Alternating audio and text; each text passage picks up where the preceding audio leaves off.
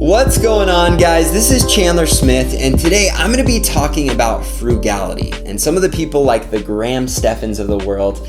You know that I'm pretty frugal, and honestly that might even be pretty generous to say. That are just over the top frugal and, in my opinion, way too far that direction. So I'm going to talk about how frugal you should be, why frugality is important, and why if you go over the top, you're going to end up losing money in the end. So with that being said, let's jump into it. Alright guys, for those of you that don't know me, my name is Chandler Smith and I currently own 71 doors of rental real estate. I'm actually about to purchase a 32-plex this next month, and so I love investing in real estate and helping me and other people to build wealth. And for a long time, I've heard a lot of people talk about frugality and how, the richest people in the world, it's because they're so super frugal. And so I want to talk about frugality and about where you should fall when it comes to frugality. Now, the first person I want to pick on for a minute is someone that I actually look up to like crazy and someone that totally has destroyed doing videos on YouTube. If you compare me and my YouTube videos to Graham Stephan, I'm not even in the same realm of what he's accomplished. That sounds pretty nice. However, when it comes to real estate investing and building wealth, I would argue that I'm right there. And Graham, I don't remember how many doors you're at, but I'm not sure if it's quite 72 or 100 like I'm about to be at. All that, no. So hopefully that doesn't come across super arrogant because Graham is the freaking man, except there are a couple different ways to skin a cat. And again, don't judge me because I just said skin a cat because I don't skin cats.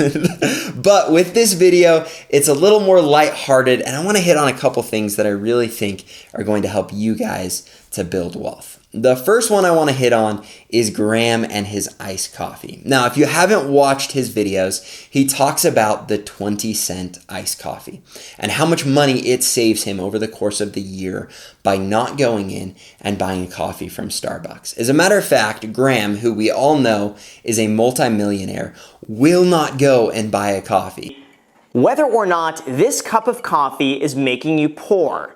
To the point where if anyone even sees him around a coffee cup, they give him a hard time because he does not spend money in a coffee shop. And so with this, I want to dive into it because first of all, I don't drink coffee. So guess what, Graham? I just saved an extra 20 cents that you're spending every day. From this perspective, it's very clear that we have an issue. However, I do think there are certain things you need to not spend money on and things that you should spend money on. And I want to talk about what I believe the difference is and how I believe if you are too frugal, it can end up costing you money. So with all of that being said, again, I don't want a ton of hate. I love Graham to death. He does awesome stuff. If you haven't already, go check out his videos because he really is the man. So to jump into this video, I want to use an example that I think will help prove my point. Now, this last week, I had the opportunity to go out to eat with someone.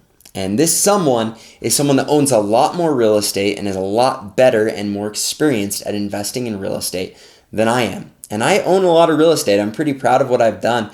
But this person I look up to like crazy. And when I went out to lunch, I just dove to get the bill and make sure that I had an abundance mindset when it came to getting the bill for the two of us. I don't want your accolades for that, all right? The bill was like $30. But the point that I want to make is I know people that are so frugal that not only would they not have gotten the bill, but they wouldn't even have gone to the lunch because they are so tight on pinching pennies. And because of not going to this lunch, had I not gone to this lunch, I wouldn't have had the ability to connect with them. And then they got me connected with a lender that was able to give me way better terms on a loan and a lower down payment than I would have had otherwise. This ended up saving me thousands and probably over the next couple of years, hundreds of thousands of dollars because I connected with this person and I was willing to say, you know what? I don't have a problem going and spending money to go and eat out.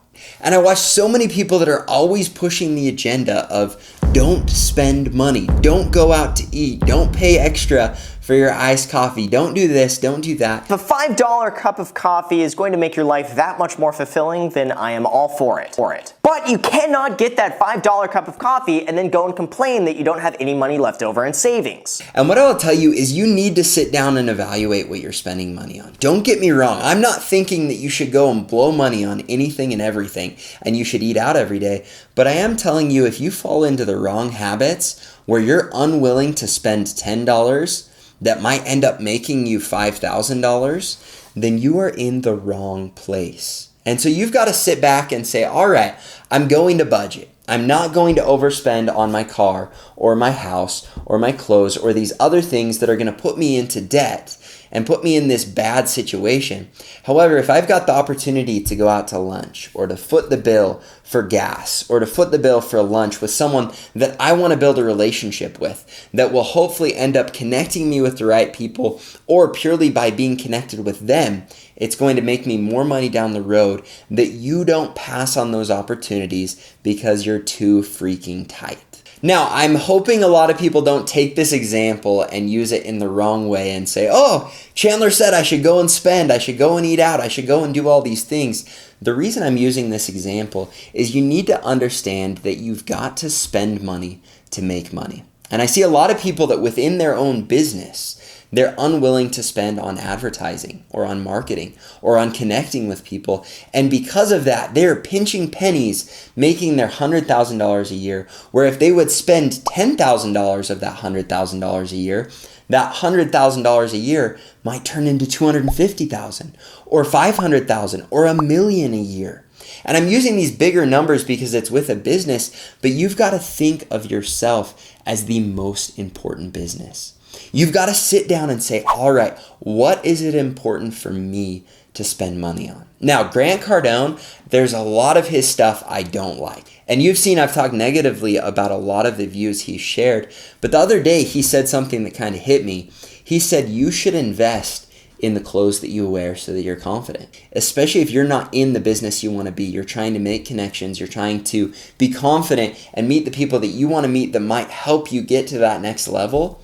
You've got to invest in some clothes that give you that confidence. Now, I'm going to tell you right now, you don't have to invest thousands of dollars, but an extra $100 a month in the clothes that give you confidence, in my opinion, is more than a worthwhile investment.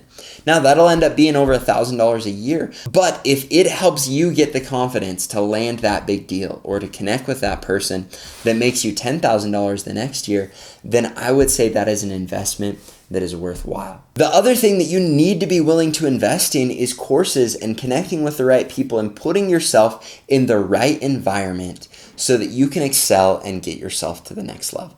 The last thing that I want to say about frugality, and this is something that I don't think a lot of people struggle with, but I do see people go over the top, is you've got to recognize that you only live once.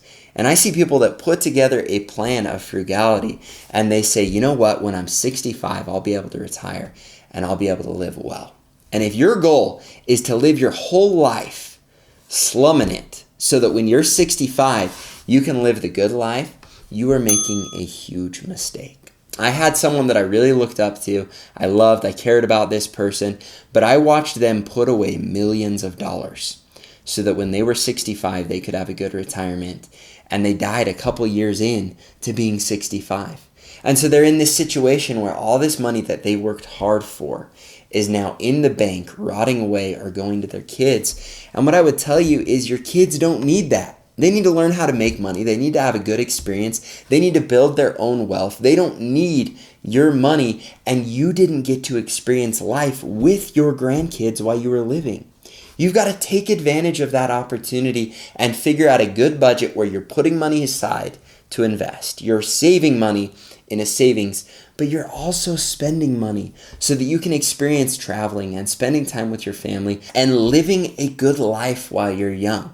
Now, again, don't blow that out of proportion, but I will tell you, you've got to set aside money to travel. You've got to set aside money to spend time with your friends and family. And you've got to find a way to where you budget the money you're making so that you can invest, so that you can be frugal and set yourself up for your future, but so that you can also live life while you're going through the process. Because if you don't, you're going to get to a point where you've amassed a lot of wealth, but you haven't used it for anything to add value to your life or to anyone else's. Now, I hope this hasn't come off as a rant, but the real take home I hope that you get out of this video is you should be frugal. As a matter of fact, for years, I was careful about the place that I lived, about the cars that I drove, about overspending even when I would go to nicer restaurants. But I will tell you, I took the opportunity to travel. I took the opportunity to eat out with people that I thought would be good connections in the future. I took the opportunity to not pinch pennies